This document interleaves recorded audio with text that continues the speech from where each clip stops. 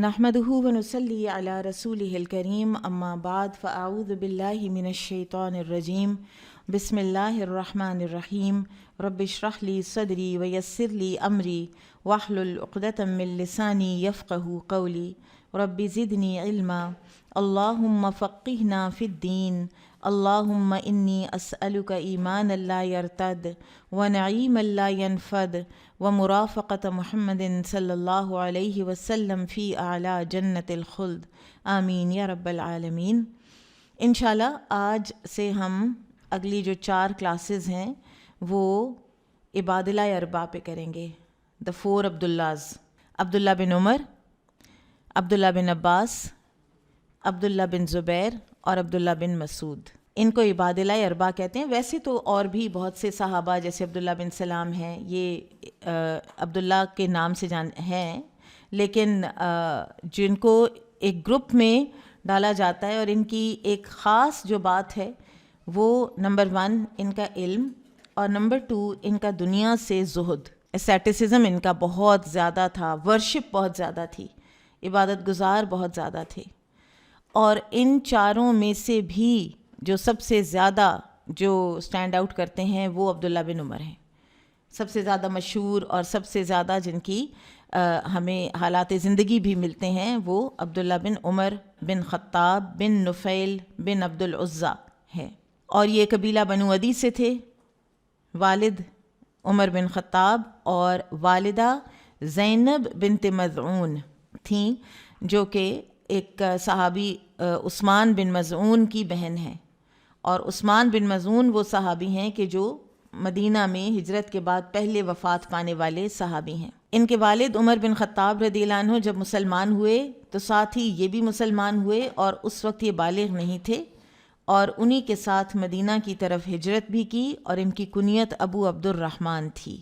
عبداللہ بن عمر رضی اللہ عنہما کے 12 بیٹے اور 4 بیٹیاں تھیں، اور اپنے بیٹے عبد الرحمن سے ان کی کنیت تھی۔ ان کے علاوہ ان کے مشہور ترین بچے حفصہ رضی اللہ عنہا ہیں، جو کہ عبداللہ بن عمر کی سگی بہن تھیں، کیونکہ یہ مختلف ماؤں میں سے تھے نا، حضرت عمر کی بھی جو اولاد ہے، تو عبداللہ بن عمر رضی اللہ عنہ اور حفصہ رضی اللہ عنہا یہ ایک ہی والدہ سے تھے۔ اور پھر ایک اور ان کے مشہور بیٹے جو کہ فقہائے مدینہ میں بھی شامل ہوتے ہیں، وہ جو 7 فقہائے مدینہ ہیں، 7 مدینہ کے فقہا، سالم بن عبداللہ بن عمر، اور ان کی جو والدہ ہیں یہ ولد تھیں، اور یہ بھی کہا جاتا ہے کہ ایران کے بادشاہ یزدجرد کی وہ بیٹی تھی، پرنسس تھی، اور وہ جب مل کے یمین بنی تو ان کے حصے میں آئیں، اور اس سے پھر سالم بن عبداللہ بن عمر پیدا ہوئے، واللہ عالم۔ ان کی عمر کے بارے میں آتا ہے کہ ابن عمر رضی اللہ عنہ سے مروی ہے کہ یوم بدر میں جب میں 13 برس کا تھا تو رسول اللہ صلی اللہ علیہ وسلم کے سامنے پیش کیا گیا، آپ نے مجھے واپس کر دیا۔ غزوہ احد میں جب میں 14 برس کا تھا تو آپ کے سامنے پیش کیا گیا تو بھی آپ نے مجھے واپس کر دیا گیا، یعنی انڈر ایج کنسیڈر کیا گیا۔ اور غزوہ خندق میں 15 برس کا تھا تو آپ نے قبول کر لیا۔ اب احد اور خندق میں ویسے 2 سال کا فرق ہے، احد 3 ہجری میں ہوئی ہے، خندق 5 ہجری میں ہوئی ہے، تو یہ لگ بھگ ایجز ہیں، ٹھیک ہے۔ ہو سکتا ہے کہ یہ 13 سال کی بجائے 12 سال کے ہوں، بعض نے لکھا ہے کہ یہ ہجرت کے وقت 10 سال کے تھے، تو اس لحاظ سے غزوہ بدر کے دن یہ 12 سال کے تقریباً بنتے ہیں، ٹھیک ہے، تو یہ لگ بھگ عمریں ہیں، لیکن غزوہ خندق کے دن ان کا 15 سال کا ہونا مانا جاتا ہے، اور بعض نے کہا کہ وہ 16 سال کے ہوں گے۔ یہ تو اتنی تو ڈسکرپنسی ایج کی آ ہی سکتی ہے۔ نافع جو ان کے ہیں نا شاگرد، جو ان کے مین راوی ہیں عبداللہ بن عمر رضی اللہ عنہ کے، وہ کہتے ہیں کہ میں عمر بن عبدالعزیز رحمہ اللہ کے پاس آیا جو اس زمانے میں خلیفہ تھے۔ میں نے ان سے یہ حدیث بیان کی، یعنی یہ والی کہ میں بدر میں اتنے سال کا تھا، احد میں اتنا، اور خندق میں اتنا، اور خندق میں مجھے قبول کر لیا گیا۔ تو انہوں نے کہا کہ صغیر و کبیر کے درمیان یہی حد ہے، یعنی پھر یہی ہونا چاہیے کہ 14 سال والا چھوٹا ہے اور 15 سال والا ایڈلٹ ہے۔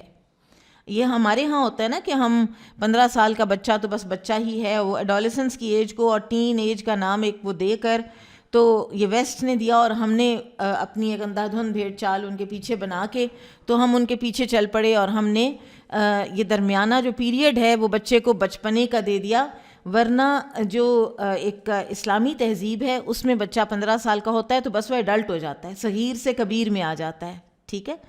تو عمر بن عبدالعزیز نے یہ جب سنی تھی یہ بات، تو انہوں نے اپنے عمال کو لکھا کہ 15 برس والے کا عطا مقرر کریں، یعنی وہ انڈیپینڈنٹ ہے اس کا وظیفہ مقرر کریں، اور اس سے کم عمر والے کو عیال میں شامل کریں. یعنی کم عمر والا جو ہے وہ ڈیپینڈنٹ ہوگا اپنے پیرنٹس کا بھی، لیکن 15 سال والا جو ہے وہ ایک انڈیپینڈنٹ ایک انسان ہے، اور اس کا پھر حکومت کی طرف سے جو بھی وظیفہ بنتا ہے وہ دیا جائے گا.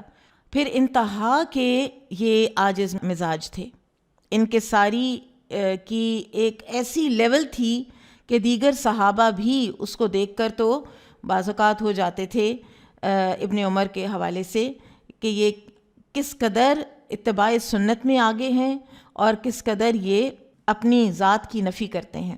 ایک مرتبہ ایک شخص نے ابن عمر سے کہا کہ تم کون لوگ ہو؟ تو انہوں نے کہا کہ تم لوگ کیا کہتے ہو؟ اس نے کہا کہ ہم تو یہ کہتے ہیں کہ تم لوگ سبت ہو اور تم لوگ وسط ہو، یعنی بڑے بڑے بڑے ٹائٹلز دے دیے نا. تو انہوں نے کہا سبحان اللہ، سبت تو صرف بنی اسرائیل میں تھے اور امت وسط ساری امت محمدیہ ہے صلی اللہ علیہ وسلم. البتہ ہم لوگ اس قبیلہ مدر کے اوسط ہیں، اور جو کوئی اس کے سوا کچھ کہے تو وہ جھوٹا اور گنہگار ہے. یعنی ہمیں اس سے ہماری جو جتنی ہماری حیثیت ہے اس دنیاوی لحاظ سے، اس کو ہمیں بڑھا کے مت ہمارے آگے پیش کرو. اتباع نبوی میں کمال حاصل تھا. جب کوئی ابن عمر رضی اللہ عنہما کو دیکھتا تو ان میں اتباع نبی صلی اللہ علیہ وسلم کے آثار پاتا تھا. بعض صحابہ اس سے تھوڑا سا اختلاف بھی کیا کرتے تھے کہ جس لیول پہ جا کے ابن عمر رضی اللہ عنہما اتباع کیا کرتے تھے، یعنی اگر کسی وقت پہ آپ صلی اللہ علیہ وسلم کے انہوں نے گریبان کے ایسے کوئی بٹن جو ہیں وہ کھلے دیکھے ہیں تو اس کے بعد وہ بھی اپنے کھلے رکھتے تھے. جس جگہ سے آپ صلی اللہ علیہ وسلم گزرے اور وہاں پر جو ایکشن آپ صلی اللہ علیہ وسلم نے کیا، لیٹر آن وداؤٹ نیڈ وہ ایکشن اس جگہ سے گزرتے ہوئے وہ کرتے ہی کرتے تھے. تو ظاہر ہے کہ دیگر صحابہ اس لیول کے اتباع کو نہیں انڈوس کرتے تھے، اور یہی درست بات بھی یہی ہے کہ ہم یعنی اس میں تو پھر کچھ چیزیں امپریکٹیکل ہو جائیں گی. مثلا نبی صلی اللہ علیہ وسلم کا مدینہ سے مکہ کا روٹ جب آپ حج کے لیے تشریف لے کر گئے تو عبداللہ بن عمر اس لیول کی اتباع کیا کرتے تھے، اور یہ ان کا ایک پرسنل ایکشن تھا، اور یہ رسول اللہ صلی اللہ علیہ وسلم کی محبت ہی میں تھا. ہشام بن عروہ نے اپنے والد سے روایت کی کہ ابن عمر رضی اللہ عنہما سے کوئی مسئلہ پوچھا گیا تو انہوں نے کہا کہ مجھے اس کا علم نہیں. جب اس شخص نے پشت پھیری تو خود بخود کہا کہ ابن عمر سے وہ بات پوچھی گئی جس کا انہیں علم نہ تھا، تو انہوں نے کہہ دیا کہ مجھے اس کا علم نہیں. یہ بھی کتنی بڑی بات ہے. پھر عبداللہ رضی اللہ عنہ نے کہا کہ یہ اب کوئی اور عبداللہ ہیں جنہوں نے کہا کہ قریش کے نوجوانوں میں دنیا میں سب سے زیادہ اپنے نفس پر قابو رکھنے والے ابن عمر تھے. ان کا اپنے نفس پر کنٹرول بہت مشہور ہے. پھر اسی طرح سے محمد سے مروی ہے کہ ایک شخص نے کہا کہ اے اللہ تو جب تک عبداللہ بن عمر کو زندہ رکھے اس طرح زندہ رکھ کہ میں ان کی پیروی کرتا رہوں، کیونکہ میں نے امر اول پر ان سے زیادہ عالم کسی کو نہیں پایا. امر اول یعنی قرآن و سنت پر جتنے یہ قریب ہوتے ہیں، ان کی رائے، ان کا عمل، اتنا تو میں نے کسی اور کو بھی نہیں پایا. اسی طرح سے ایک اور روایت میں آتا ہے کہ ایک شخص نے کہا کہ ہم میں سے کوئی ایسا نہیں جس کو فتنے نے نہ پایا ہو، البتہ اگر میں چاہوں تو یہ ضرور کہہ سکتا ہوں کہ ابن عمر کو فتنے نے نہیں پایا سوائے ابن عمر کے. وہ کسی فتنے میں نبی صلی اللہ علیہ وسلم کی حیات طیبہ کے بعد بھی مبتلا نہیں ہوئے. ابھی آگے چل کے ہم دیکھیں گے کہ سول وارز میں ان کا کیا رویہ تھا. سعید بن مسیب رحمہ اللہ سے مروی ہے کہ اولاد عمر میں سب سے زیادہ عمر رضی اللہ عنہ کے مشابہ عبداللہ تھے، یعنی شکل و صورت میں بھی، اور اولاد عبداللہ میں سب سے زیادہ عبداللہ رضی اللہ عنہ کے مشابہ سالم تھے. تو لہٰذا یعنی سالم بن عبداللہ بن عمر جو ہیں ان کی شباہت کس کے ساتھ ہوئی؟ پھر عمر رضی اللہ تعالیٰ عنہ کے ساتھ. ایک اور بڑی خوبصورت روایت ملتی ہے کہ ابن عمر خود بیان کرتے ہیں کہ میں رسول اللہ صلی اللہ علیہ وسلم کے کسی سریے میں تھا، اور سریہ وہ جنگ ہوتی تھی کہ جس میں نبی صلی اللہ علیہ وسلم خود بنفس نفیس شریک نہیں ہوتے تھے. تو لوگوں نے تردد کیا، یعنی تھوڑا سا نا لوگ جیسے پیچھے کو ہٹے، تو کہتے ہیں کہ میں بھی تردد کرنے والوں میں تھا. اب تشویش اس بات پر تھی کہ ہم لوگ لشکر سے بھاگے اور غضب کے مستحق ہوئے، یعنی بعد میں پھر یہ خیال ہوا کہ ہم تو لشکر سے بھاگنے والے بن گئے ہیں، تو لہٰذا اب کیا کرنا چاہیے؟ آخر کار یہ قرار پایا کہ ہم مدینہ میں داخل ہوں گے اور رات کو وہیں رہیں گے اور اس طرح جائیں گے کہ ہمیں کوئی نہ دیکھے گا۔ ہم داخل ہوئے اور سوچا کہ اپنے آپ کو رسول اللہ صلی اللہ علیہ وسلم کے سامنے پیش کریں گے، اگر ہمارے لیے توبہ ہوگی تو ٹھہر جائیں گے اور اس کے سوا ہوگا تو چلے جائیں گے۔ ہم لوگ نماز فجر سے پہلے رسول اللہ صلی اللہ علیہ وسلم کی جانب بیٹھ گئے۔ حضرت صلی اللہ علیہ وسلم برآمد ہوئے تو اٹھ کر آپ کی طرف گئے، یعنی یہ سارا لشکر، اور عرض کی کہ یا رسول اللہ صلی اللہ علیہ وسلم، ہم دھوکہ دینے والے ہیں، یعنی خود کنفیس کر لی نا اپنی ایک بات۔ فرمایا نہیں، بلکہ تم لوگ دوبارہ حملہ کرنے والے ہو۔ ہم لوگ نزدیک گئے اور آپ کے ہاتھ کو بوسہ دیا تو فرمایا تم لوگ مسلمانوں کی جماعت ہو۔ اب یہاں پر بہت ہی میں جب اس کو پڑھ رہی تھی تو کئی طرح سے مجھے یہ ایپلیکیبل لگتی تھی اپنے لحاظ سے، کہ ہم لوگ کس طرح جماعت میں ایک جو ایٹیکیٹ ہے جماعت میں رہنے کا۔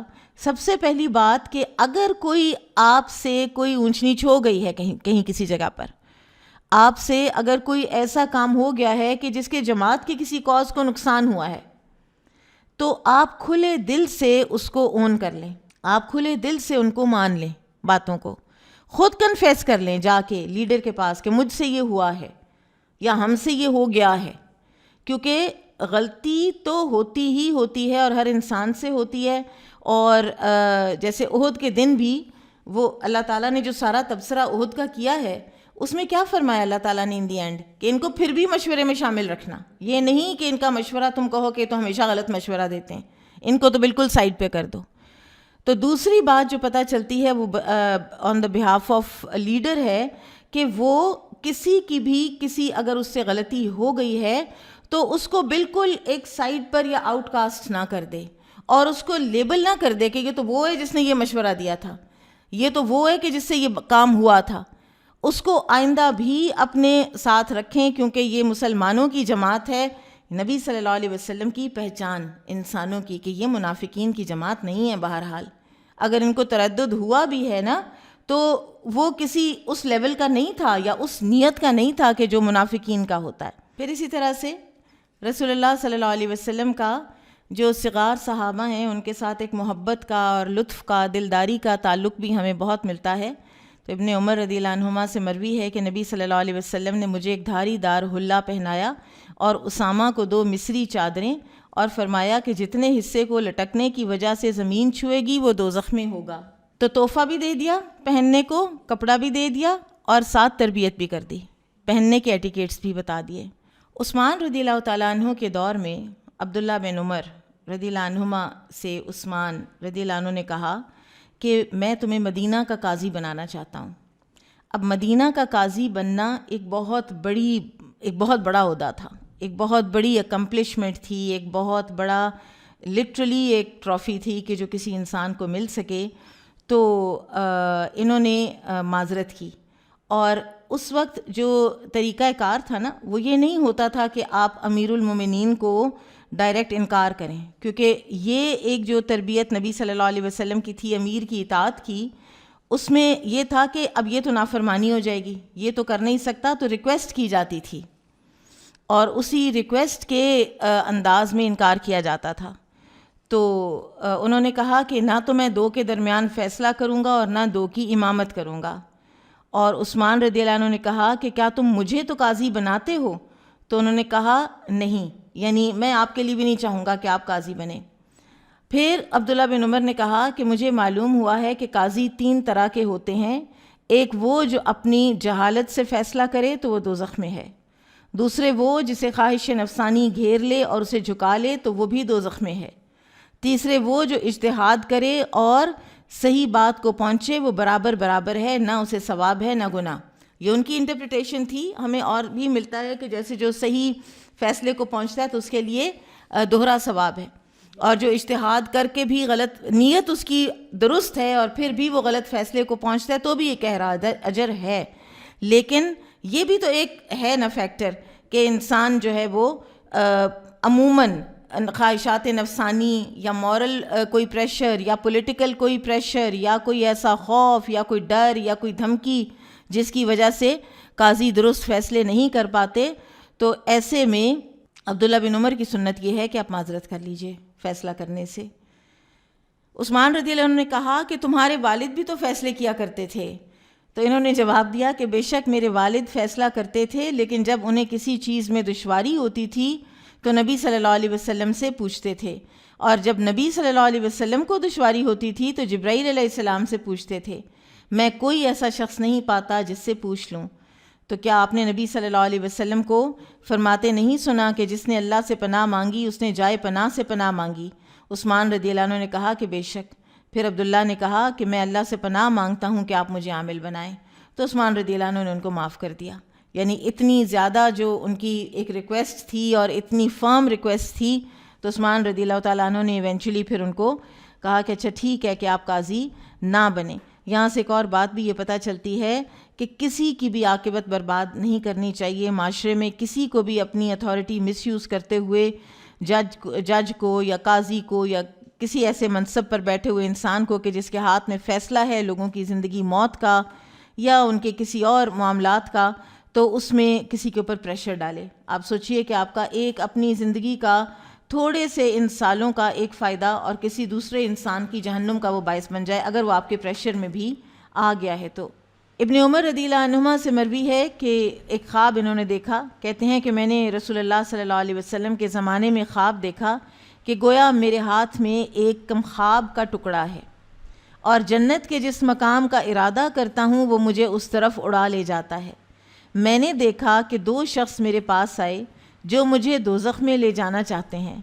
ان دونوں سے ایک فرشتہ ملا اور مجھ سے کہا کہ مت گھبراؤ، پھر ان دونوں نے مجھے چھوڑ دیا۔ یعنی ایک ٹائم ہے کہ جنت میں اڑتے پھر رہے ہیں اور ایک دم ڈائریکشن جو ہے نا وہ جہنم کی طرف کی ہو گئی ہے، لیکن داخل نہیں ہوئے جہنم میں۔ ایک اور روایت میں یہ بھی آتا ہے نا کہ کہتے ہیں کہ میں نے اس میں جھانکا تو میں نے ایسے لوگوں کو دیکھا جن کو میں پہچانتا تھا۔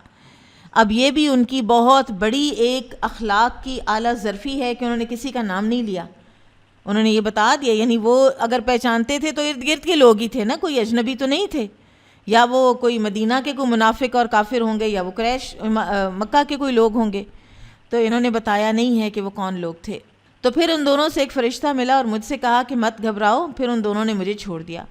یہ اپنی بہن حفصہ کے پاس آئے اور ان سے کہا کہ میرا خواب رسول اللہ صلی اللہ علیہ وسلم کو سنائیں، تو انہوں نے بیان کیا نبی صلی اللہ علیہ وسلم سے۔ تو ایک بہت ہی بڑی بات، ایک بہت ہی بڑا ایک جیسے ہوتے ہیں نا شہادہ جو آپ صلی اللہ علیہ وسلم نے عبداللہ بن عمر کے بارے میں اس وقت دی ہے، وہ کیا ہے کہ عبداللہ کتنا اچھا ہے۔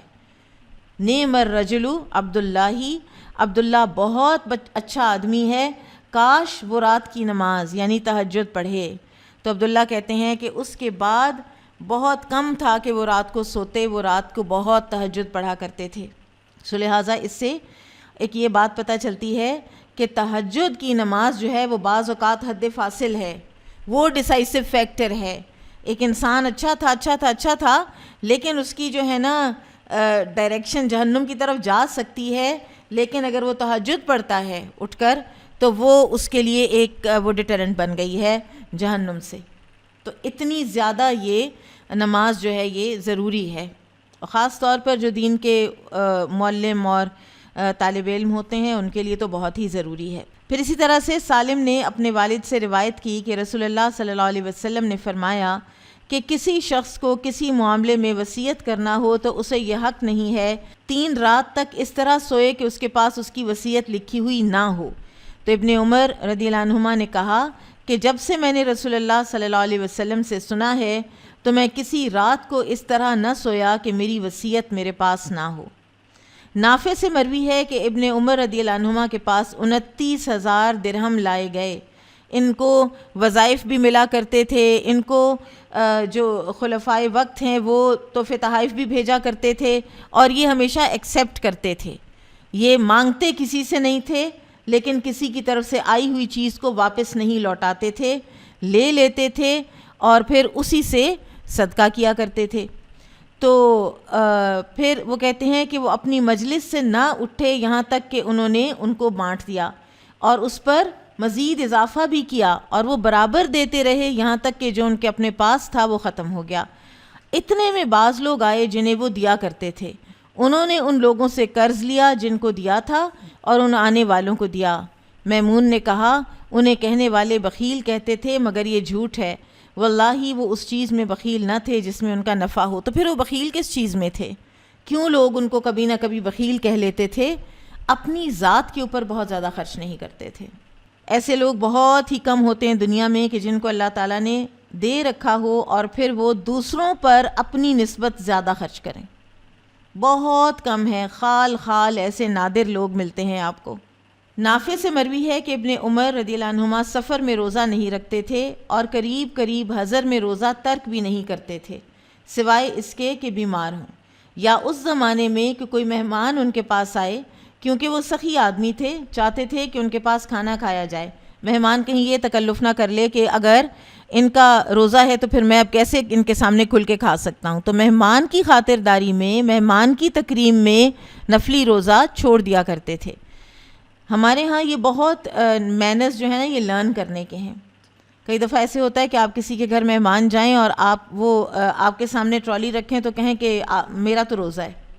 اگر نفلی روزہ ہے تو اس کو چھوڑ دیں، مہمان کو ایمبیرس مت کریں، وہ نہیں کھا سکے گا یا وہ کمفرٹیبل فیل نہیں کرے گا، کیونکہ نفلی روزہ ایمان کی علامت ہے، بٹ سو از تکریم الضیف، یعنی جو مہمان کی تکریم ہے وہ بھی تو ایمان کا حصہ ہے نا۔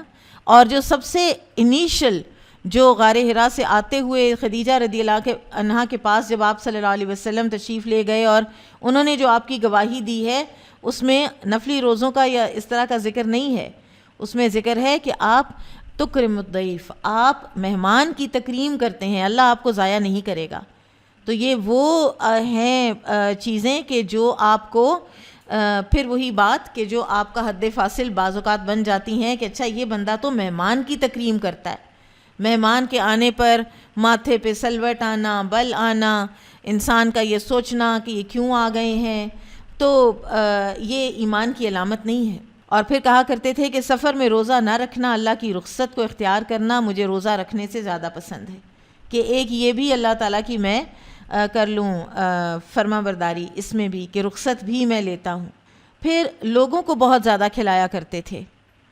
اب ابو جعفر القاری سے مروی ہے کہ میں ابن عمر رضی اللہ عنہما کے ساتھ مکہ سے مدینہ گیا، ان کا سرید یعنی وہ جو ایک روٹی اور شوربہ ہوتا تھا اس کا ایک بڑا پیالہ تھا جس پر ان کے بیٹے، ان کے ساتھی اور ہر وہ شخص جو آئے جمع ہو جاتے تھے، یہاں تک کہ بعض لوگ کھڑے ہو کر کھاتے تھے، یعنی اتنا جمع ہو جاتے تھے لوگ۔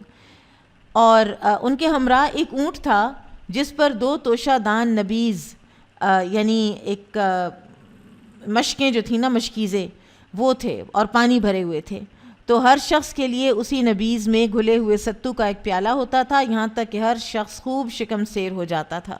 غرباء کا بہت اکرام کرتے تھے، ان کا جب کھانا تیار ہو جاتا تو ان کے پاس سے اگر کوئی ذی حیثیت آدمی گزرتا تھا تو اس کو کھانے کے لیے نہیں بلاتے تھے، ان کے بیٹے یا بھتیجے اس ذی حیثیت آدمی کو بھی بلا لیتے تھے کہ ہمارے گھر کھانا پکا ہے آپ کھانا کھا لیں۔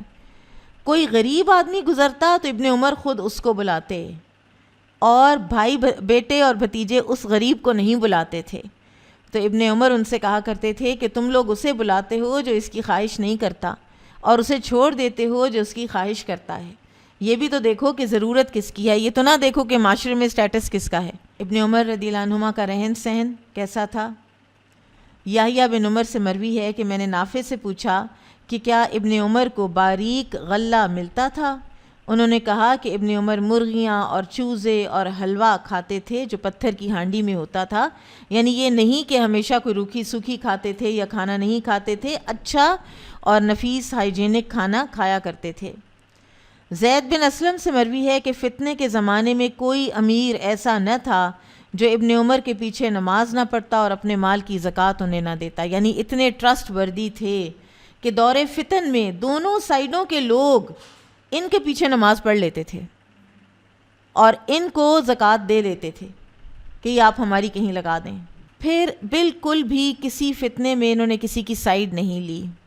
حضرت علی رضی اللہ تعالیٰ عنہ کے کہنے پر بھی انہوں نے ان کی سائیڈ نہیں لی.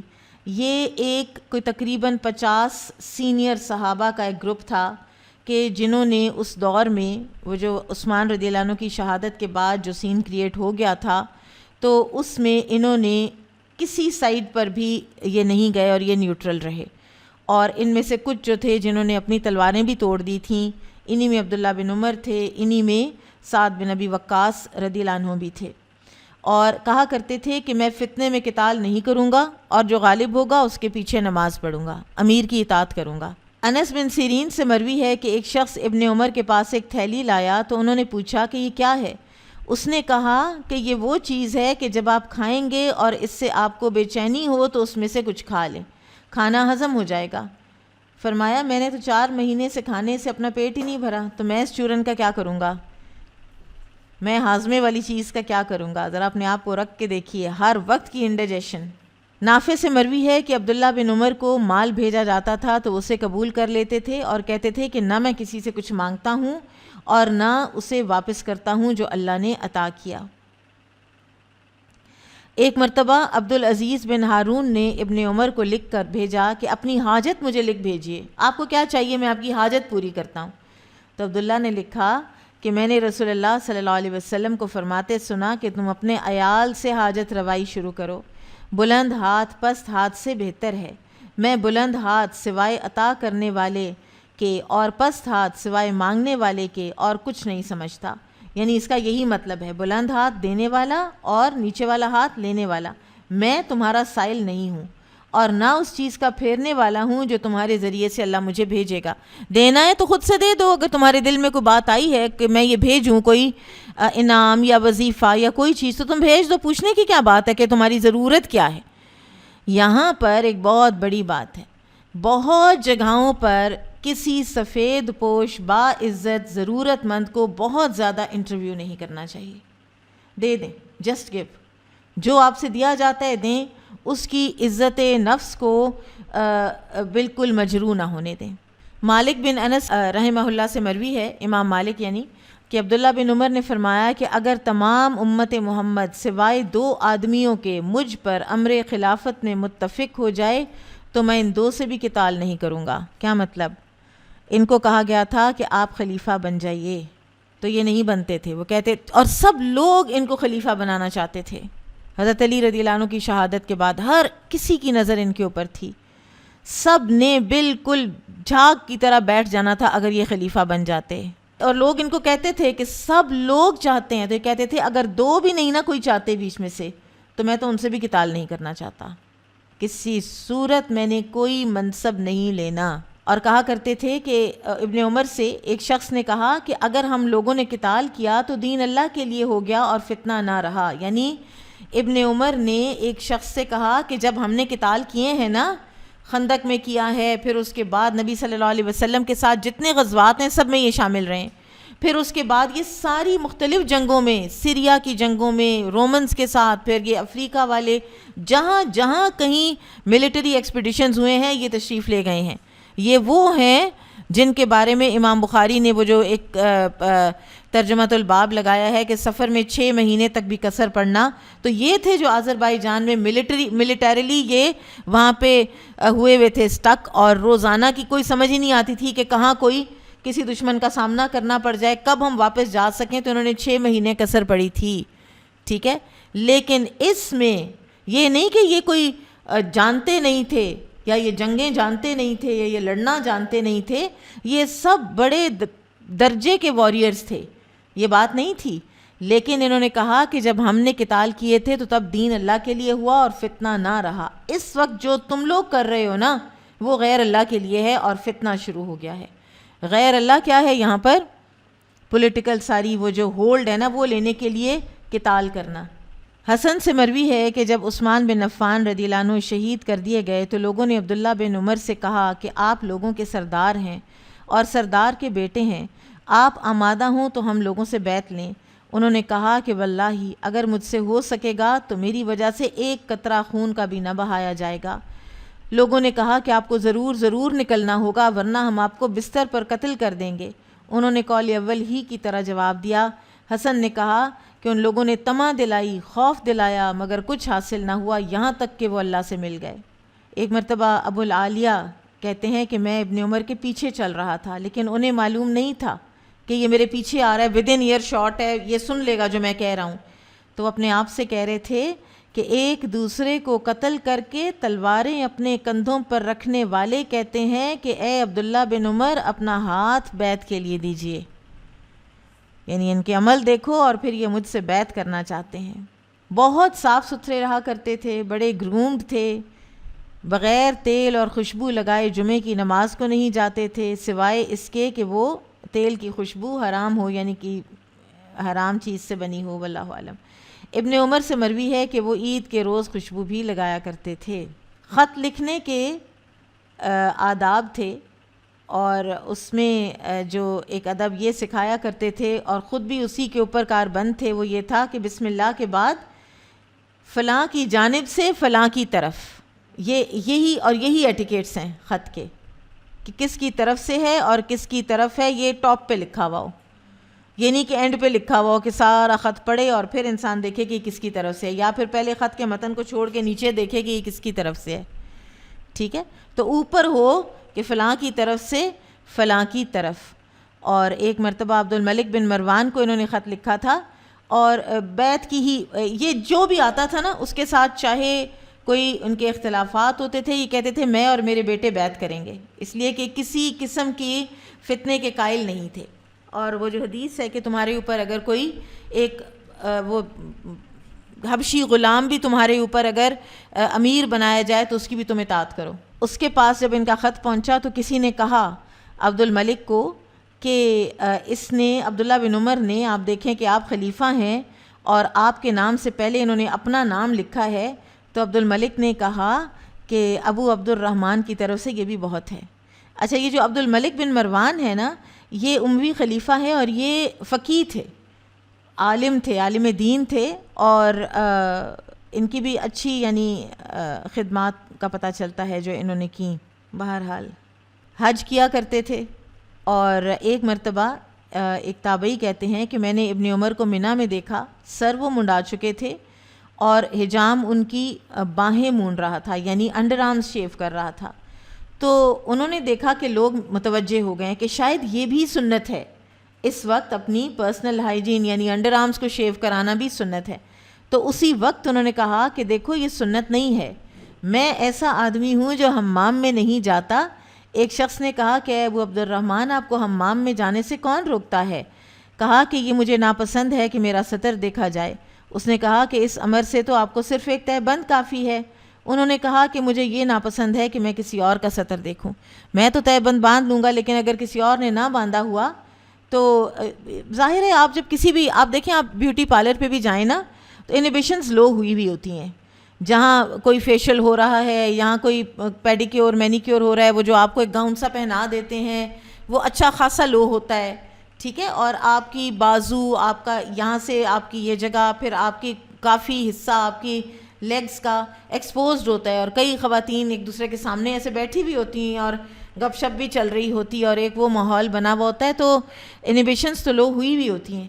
اور عبداللہ بن عمر رضی اللہ عنہما ایک مرتبہ کہیں گئے بھی ہیں، پھر وہاں سے یہ استغفار کرتے ہوئے وہاں سے نکل آئے، تو یہ نہیں جایا کرتے تھے، تو اس لیے انہوں نے کہا کہ میں اس لیے یہاں اس وقت یہ کروا رہا ہوں، ورنہ یہ سنت نہیں ہے، یہ ریکوائرڈ نہیں ہے کہ آپ 10 ذی الحج کو یہ بھی کروائیں ساتھ۔ ایک مرتبہ انہوں نے اپنے بعض بیٹوں کے پاس 14 کا کھیل دیکھا، 14 یعنی کوئی ایسی چیس یا ایسی کوئی چیز کہ جس میں 14 مہرے ہوتے تھے، تو یہ سارے جو ڈائس گیمز ہیں اور سارے جو یہ مہروں والے گیمز ہیں وہ ناپسند فرماتے تھے، اور نبی صلی اللہ علیہ وسلم نے ان سے منع بھی فرمایا ہے، اور انہوں نے وہ مہرے اٹھائے اور اپنے بچوں کے سروں پہ مارے، سروں پہ دے مارے۔ ایک مرتبہ عیسیٰ بن ابی عیسیٰ کی والدہ کہتی ہیں کہ ابن عمر نے مجھ سے پانی مانگا تو میں ان کے پاس شیشے میں لائی۔ اب ہو رہی ہے نا، ترقی ہو رہی ہے، مسلمان جو ہیں ان کے ہاں دولت آ رہی ہے، مال غنیمت آ رہے ہیں، ایران کا مال غنیمت ہے، رومنز کی پتہ نہیں کیا کیا چیزیں مال غنیمت میں آ گئی ہیں، تو شیشے کا گلاس تو آنا ہی تھا نا، تو انہوں نے پینے سے انکار کر دیا۔ پھر لکڑی کے پیالے میں لائی تو پی لیا، وضو کا پانی مانگا تو ان کے پاس ایک چھوٹا سا برتن اور تشت لائی، مگر انہوں نے وضو کرنے سے انکار کیا. پھر چھوٹی سی مشق لائی تو وضو کیا. سعید المقبری سے مروی ہے کہ میں بازار جاتا ہوں کوئی حاجت نہیں ہوتی، یعنی ابن عمر نے کہا، یہ بہت امپورٹنٹ ہے، ٹھیک ہے، کہ ابن عمر نے کہا کہ میں بازار جاتا ہوں کوئی حاجت نہیں ہوتی سوائے اس کے کہ میں سلام کروں اور مجھے سلام کیا جائے. اور بہت ابن عمر کے بارے میں آتا ہے کہ سلام میں ان سے پہل کوئی نہیں کر پاتا تھا، ہمیشہ اس میں رہتے تھے، یعنی فریم آف مائنڈ میں کہ کوئی سامنے آئے تو میں پہلے سلام کروں. اور بازار جاتے ہی اس لیے تھے کہ وہ خود سلام کریں، ان کو سلام کیا جائے، سلام کا جواب ہو. افش السلام بینکم کا حکم جو نبی صلی اللہ علیہ وسلم کا ہے وہ کیا جائے عام، اور اس پر عمل کیا جائے. اور سلام کرنا چاہیے، سلام میں پہل کرنی چاہیے، آنکھوں میں آنکھیں ملا کے، اسمائل کر کے، اور ہر دفعہ ایک جیسے اخلاق کے ساتھ لوگوں کو ملا کریں. یہ نہیں ہونا چاہیے کہ ایک دن آپ بہت اچھے مل رہے ہیں، نیکسٹ ڈے آپ اس انسان کو، وہ آپ کی شکل دیکھتا رہ جاتا ہے اور آپ اس کے پاس سے گزر جاتے ہیں کہ اس کو کیا ہوا ہے، میں نے کیا کیا. اب یہ شادیوں پر بھی ہوتا ہے، یہ گھروں میں بھی ہوتا ہے، یہ رشتہ داروں میں بھی ہوتا ہے، یہ دفاتر میں بھی ہوتا ہے، یہ یہاں پر بھی ہوتا ہے، بہت معذرت کے ساتھ. لیکن یہ ہونا نہیں چاہیے، یہ اخلاق کے خلاف ہے. یہ رذائل اخلاق میں سے ہے کہ آپ کسی انسان کو، کسی چھوٹے کو، کسی بڑے کو سلام کیے بغیر آپ نکل جائیں، یا آپ سلام کے ایٹیکیٹس کے بغیر سلام کریں. ایٹیکیٹس کے بغیر جو سلام ہے نا وہ بھی دوسرے انسان کو پٹ آف ہی کرتا ہے. سلام کریں تو اس کے جواب کا تو انتظار کر لیں. جواب کا انتظار کیے بغیر آپ یوں پاس سے گزرتے گزرتے یہ کہہ کر کے کیا حال ہیں آپ کے، اور یوں کر کے آپ نکل جائیں. آپ کسی شادی پر ہیں یا آپ کسی گیدرنگ میں ہیں، آپ کسی مجلس میں ہیں، چاہے کوئی بڑا چاہے کوئی چھوٹا، تو یہ کیسا سلام ہے جو آپ نے کیا ہے؟ یہ کیسی خیر سگالی ہے جو آپ نے کی ہے؟ یہ بد اخلاقی ہے رادر، یہ غلط بات ہے، یہ سلام کی ایکسپلائٹیشن ہے. تو اپنا جو اخلاق ہے نا سلام کے حوالے سے، آپ یقین کیجئے کہ کہنے کو یہ ایک آسان چیز ہے کہ آپ ہر دفعہ ہر انسان کو اچھا ملیں اور آپ ہر دفعہ اس کو اچھے طریقے سے سلام کریں، لیکن یہ اتنا آسان نہیں ہے، یہ ہر کوئی کر نہیں پاتا. لوگ اپنے موڈ مزاج کے مطابق بس بیہیو کر رہے ہوتے ہیں. تو ہمیشہ مسکرا کے ملیں لوگوں کو. مومن ہے نا اگر ہم، تو پھر ہم ہمیشہ مسکرا کے ملیں گے. مومن ہے نا تو پھر ہم ہمیشہ دوسرے بندے کو وہ سلام کریں گے کہ جو سلام ریکوائرڈ ہے. نافع سے مروی ہے کہ عبداللہ بن عمر رضی اللہ عنہما سفر سے آتے تھے تو نبی صلی اللہ علیہ وسلم اور ابو بکر و عمر رضی اللہ عنہما کی قبر سے شروع کرتے تھے اور کہتے تھے السلام علیکہ یا رسول اللہ، السلام علیکہ یا ابا بکر، السلام علیکہ یا ابتا. ابتا اے میرے پیارے ابا جان، یا ابا نہیں، یا ابانا کہتے ہیں نا، کہ یوسف علیہ السلام کے بھائی کہتے تھے یا ابانا، اور یوسف علیہ السلام کہتے تھے یا ابتی. اور ابراہیم علیہ السلام بھی، وہ باپ کتنا حالانکہ جابر ظالم وہ تھا، لیکن کہتے تھے یا ابتی، اے میرے اچھے ابا جان، اے میرے پیارے ابا جان. تو یہ جو گفتگو کے آداب ہیں کہ آپ اپنے پیرنٹس کو کس طرح سے آپ نے ان کو ایڈریس کرنا ہے، یہ بھی پتہ چلتا ہے. عبداللہ بن عطاء سے مروی ہے کہ ابن عمر رضی اللہ عنہما بغیر سلام کیے ہوئے کسی پر نہیں گزرتے تھے. ان کا ایک زنجی پر گزر ہوا، اسے سلام کیا تو اس نے جواب نہیں دیا. لوگوں نے کہا کہ اے ابو عبد الرحمن، یہ زنجی تمتمانی ہے. پوچھا تمتمانی کیا؟ لوگوں نے کہا کہ ابھی کشتی سے نکالا گیا ہے، کہیں سے بیچارہ بکتا ہوا کوئی حبشی جو غلام ہے نا، یہ وہ تھا. تو کہا کہ میں اپنے گھر سے نکلتا ہوں تو صرف اس لیے کہ سلام کروں یا مجھے سلام کیا جائے. اور پھر عثمان رضی اللہ تعالیٰ عنہ کی جو شہادت کا دن ہے اس کے بارے میں آتا ہے. نافع کہتے ہیں کہ ابن عمر نے یوم الدار یعنی شہادت عثمان کے دن 2 مرتبہ زرہ پہنی. یہ اس گروپ آف پیپل میں سے تھے کہ جو اینڈ تک عثمان رضی اللہ عنہ کے ساتھ رہے ہیں. اور آپ کو یاد ہوگا کہ عثمان رضی اللہ عنہ نے اینڈ میں پھر ہر کسی کو گھر بھیج دیا تھا کہ لیٹ می بی، میں ایک قطرہ خون کا اپنی خاطر نہیں بہنے دوں گا. تو اس دن بھی، لاسٹ ڈے بھی، انہوں نے 2 مرتبہ زرہ پہنی ہے اور ان کا یہ ارادہ تھا کہ یہ وہاں جائیں، جبکہ عثمان رضی اللہ تعالیٰ عنہ نے منع بھی کر رکھا تھا.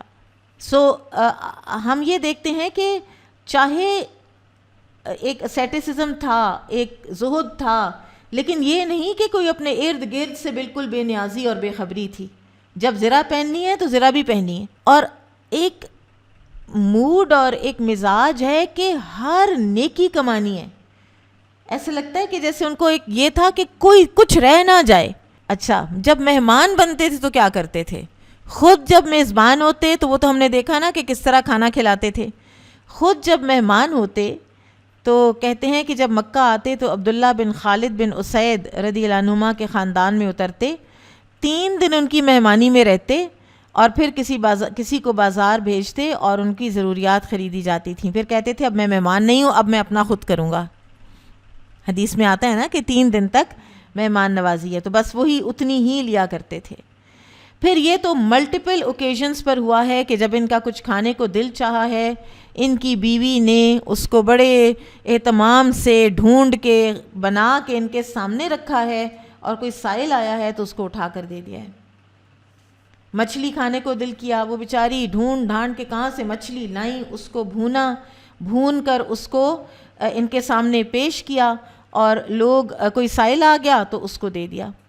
انگوروں پہ طبیب نے کہا ان کو انگور دیں، بیمار ہوئے ایک مرتبہ، تو انگور سامنے آئے تو وہ بھی سائل آ گیا تو سائل کو دے دیے. اور لوگوں نے پھر اس سائل سے واپس خریدے کہ پلیز دے دو، ان کو دینے ہیں. ان کو پتہ چلنے کا نہیں، اب اس کو پیسے بھی دیے، انگور پھر اس کو دے کر آؤ. کچھ ایسا ایک مزاج تھا لوگوں کو کھلانے کا کہ مسجد سے گھر آتے ہوئے کیا کرتے تھے کہ لوگوں کو ساتھ لے آتے تھے. اب ان کی بیوی نے ایک دفعہ یہ کیا کہ الگ سے کھانا پکا کر ان سارے لوگوں کو کھلا دیا کہ دیکھو اب ابن عمر تمہیں کہیں گے نا گھر آنے کو تو گھر مت آنا، کیونکہ پھر وہ خود نہیں کھاتے. تو گھر آئے تو لوگوں کو بلوایا، لوگ ساتھ ہی کوئی نہ آئے تو کہنے لگے لوگ کدھر گئے؟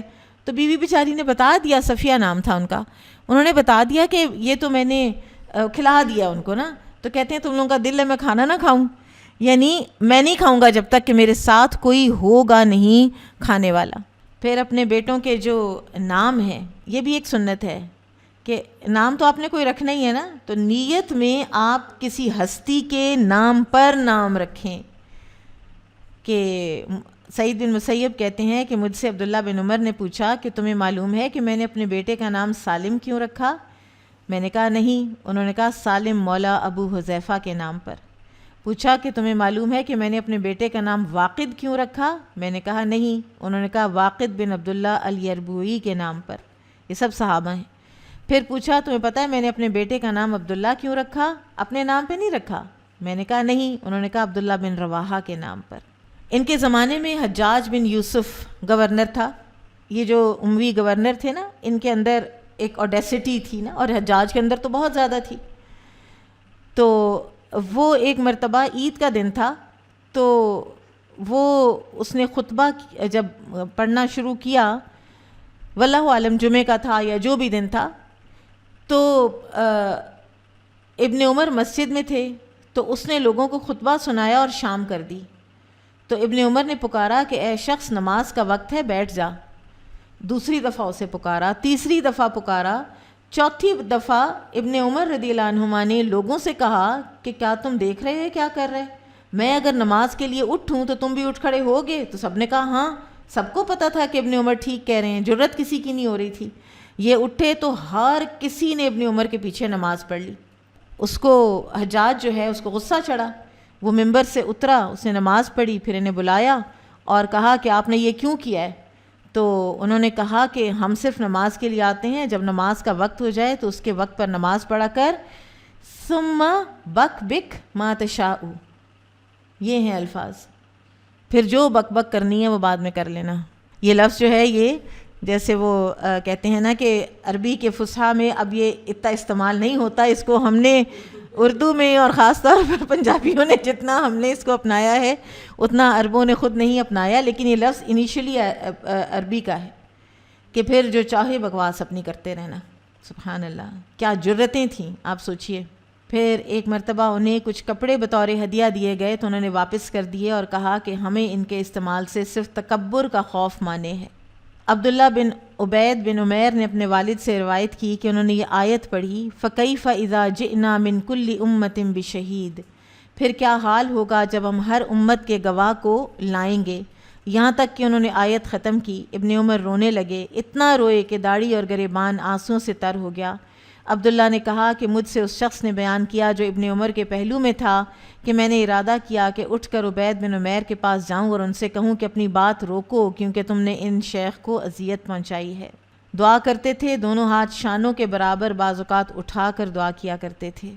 ایک مرتبہ کسی جگہ پہ جا رہے تھے تو چرواہے کی بانسری کی آواز سنی تو اپنی انگلیاں کانوں میں رکھ لیں اور سواری کو راستے سے پھیر لیا اور کہتے جاتے کہ اے نافع، کیا تم سنتے ہو؟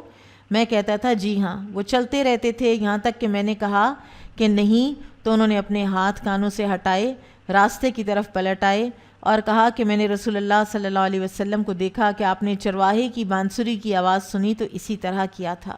ہر شنبہ کی صبح کو ابن عمر مسجد قباء کی طرف پیدل جاتے تھے اور اس طرح کہ ان کے جوتے ان کے ہاتھ میں ہوتے۔ وہ عمر بن ثابت الاتواری پر گزرتے جو شاخ کنانہ میں سے تھے اور ان سے کہتے کہ اے عمر، ہمارے ساتھ چلو، پھر دونوں پیادہ جایا کرتے تھے۔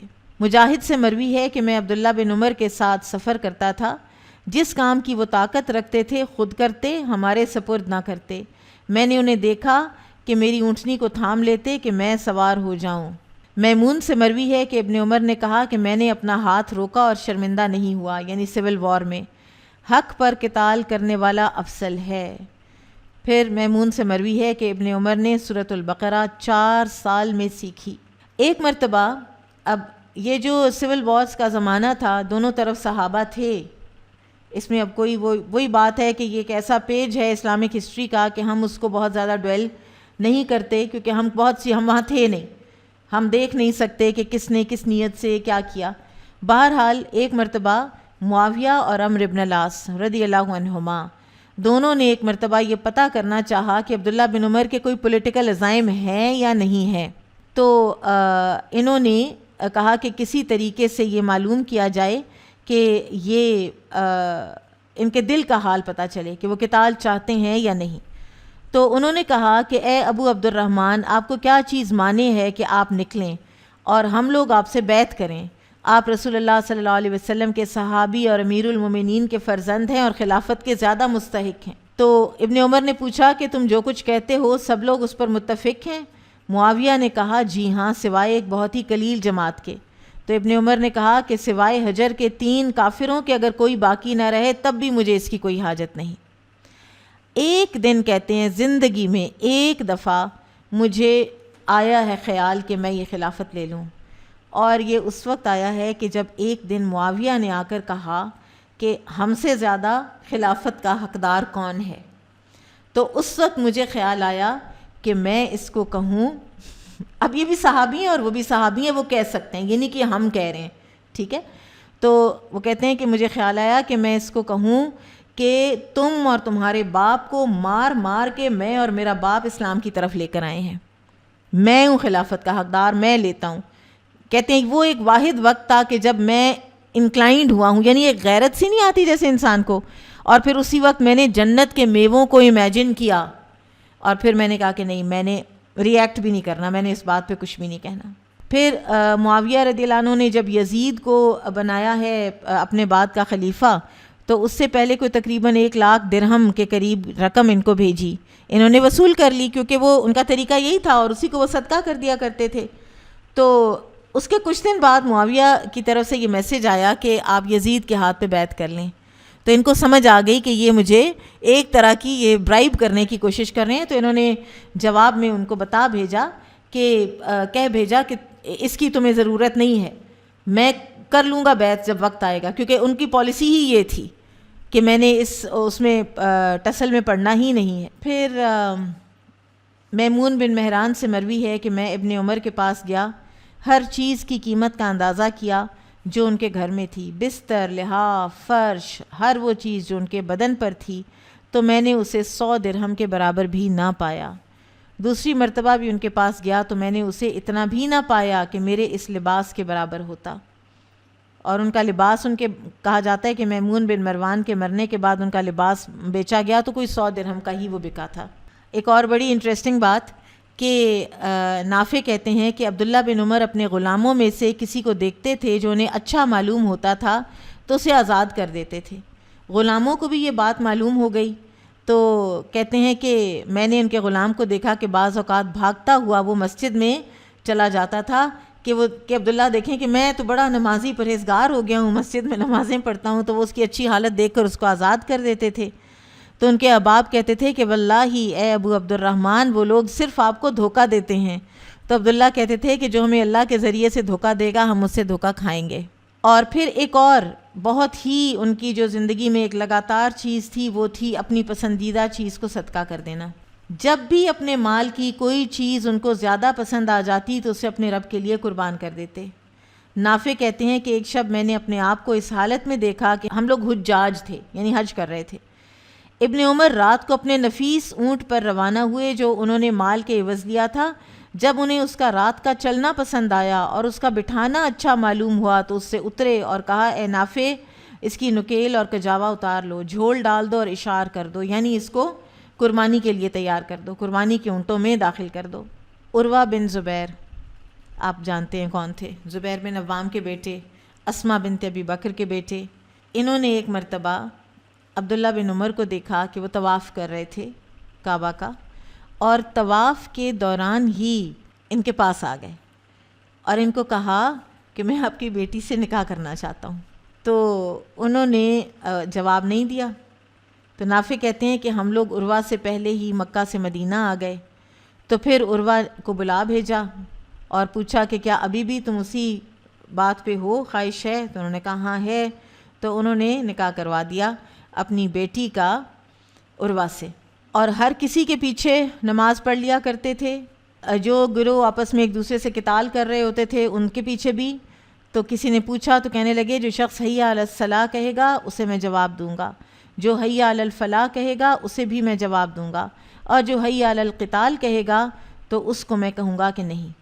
رات کی نماز 2 رکعت پڑھتے تھے، ہر 2 رکعت کے لیے نیا وضو کرتے تھے، اور درمیان میں جو تھوڑا سا وقفہ کرتے تھے اس میں مصحف کی تلاوت کیا کرتے تھے۔ اور وہ مشہور واقعہ کہ جب نبی صلی اللہ علیہ وسلم نے پوچھا تھا کہ مومن کی مثال کس درخت سے ہے ملتی جلتی ہے، تو وہ انہی کو خیال آیا تھا کہ کھجور کے درخت سے، اور پھر اپنے بڑوں کے ادب اور احترام میں یہ خاموش ہو گئے تھے۔ اور بعد میں انہوں نے حضرت عمر کو بتایا کہ نبی صلی اللہ علیہ وسلم نے جب کہا کھجور کا درخت تو میں تو پہلے سے یہی سوچ رہا تھا۔ تو حضرت عمر نے کہا کہ اگر تم اس وقت بتاتے تو مجھے اتنے اور اتنی چیزیں ملنے سے بھی زیادہ خوشی ہوتی کہ میرے بیٹے کو سمجھ آئی ہے۔ ان کی جو وفات ہے یہ 83 سال کی عمر میں ہوئی، اور کوئی انہوں نے اس وقت جو وصیت ہے وہ نہیں کی، اپنا مال اپنی اولاد ہی کے لیے چھوڑا۔ ایک گھر کے بارے میں آتا ہے کہ وہ گھر انہوں نے وقف کیا تھا، اور وفات ایسے ہوئی کہ حج کے دوران ایک سیرین، ایک شامی نے اپنے نیزے کی انی ان کے پاؤں پر مار دی تھی۔ کہا جاتا ہے کہ اس نے جان بوجھ کے ماری تھی، واللہ عالم کہ ایکسیڈنٹل تھی یا جان بوجھ کے۔ تو حجاج بن یوسف جو اس وقت گورنر تھا تو وہ عیادت کے لیے آیا اور کہنے لگا کہ اگر مجھے پتہ چل جائے کہ یہ آپ کے ساتھ کس نے کیا ہے، کس نے آپ کو تکلیف پہنچائی ہے، تو میں ضرور اس کی گردن مار دیتا۔ تو عبداللہ بن عمر نے کہا کہ تم نے پہنچائی ہے، اس لیے کہ حرم کے اندر ہتھیار لانے کی ابتدا تم نے کی ہے، یہ اجازت تم نے دی ہے سب سے پہلے۔ تو بہرحال اسی میں پھر ان کی وفات ہو گئی تھی۔ سالم بن عبداللہ سے مروی ہے کہ ابن عمر کی وفات سن 74 ہجری میں مکہ میں ہوئی اور فخ میں مدفون ہوئے۔ وفات کے وقت ان کا جو ایک بہت ایک فکر تھی وہ یہ تھی کہ مجھے نا، کیونکہ مکہ سے ہم ہجرت کر کے آ گئے ہیں تو صحابہ کا دل نہیں ہوتا تھا مکہ میں دفن ہونے پہ، تو انہوں نے اپنے بیٹوں کو کہا کہ حرم سے باہر لے جا کے مجھے دفن کرنا۔ تو بیٹوں نے اسی وقت کہا کہ حجاج نے ہمیں کرنے نہیں دینا، تو پھر چپ ہو گئے تھے، اور ہوا یہی کہ پھر حجاج آیا، اسی نے نماز جنازہ پڑھائی اور اسی نے پھر حرم کے اندر ہی دفن کیا۔ اللہ سبحانہ وتعالی ہمیں ان کی سنتوں پر اور ان کے طریقوں پر عمل کرنے کی توفیق عطا فرمائے، اور ان سے جو محبت ہے وہ ایسی سچی محبت ہو کہ وہ ہمارے عمل میں بھی نظر آئے۔ بارک اللہ فیکم، سبحانک اللہم و بحمدک، اشہد ان لا الہ الا انت، استغفرک و اتوب الیک۔ السلام علیکم ورحمۃ اللہ وبرکاتہ۔